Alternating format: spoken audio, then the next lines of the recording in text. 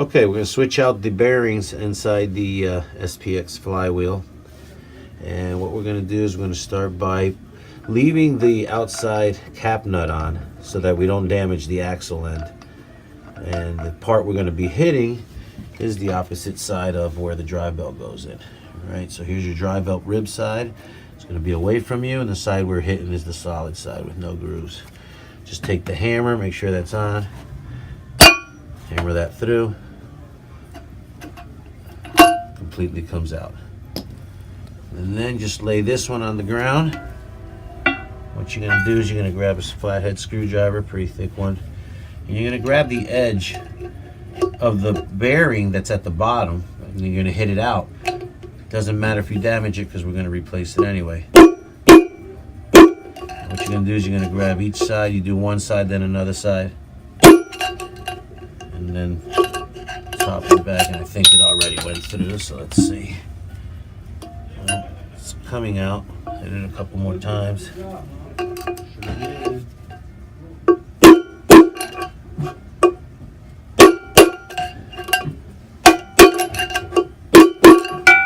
And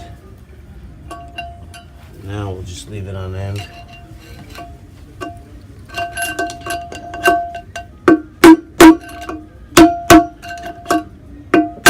And there it goes.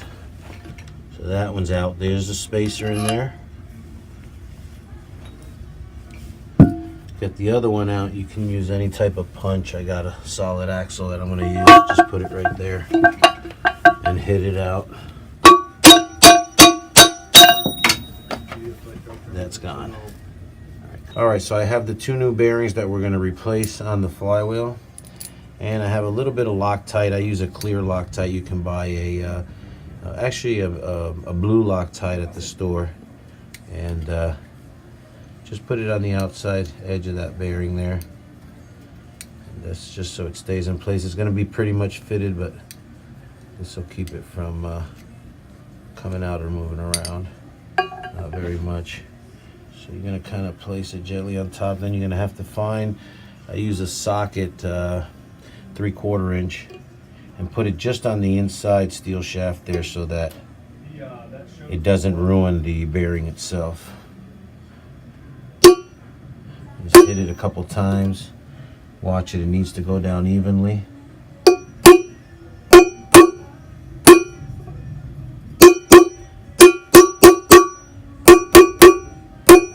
See until it's nice and flush. That looks pretty good. I'll give it one more tap. Okay, so I just put a little bit of Loctite on the other side, flipped it over. Please make sure you don't forget your spacer. If you forget your spacer, it's not going to work. You have to keep your spacer in there. And then place your other bearing on top. Keep it flush. Tap down on it. Make sure you kind of go around and make sure it's going down evenly. So you tap around the socket, and that way it doesn't go in an angle and get wedged. A bit harder there.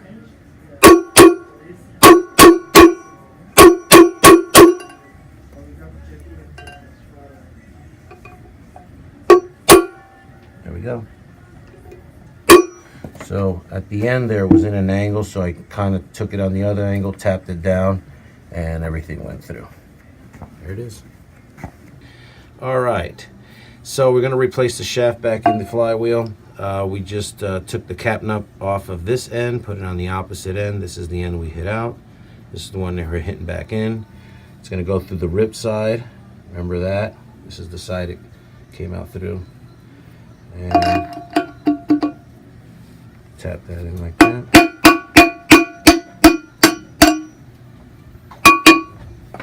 That's it. Done.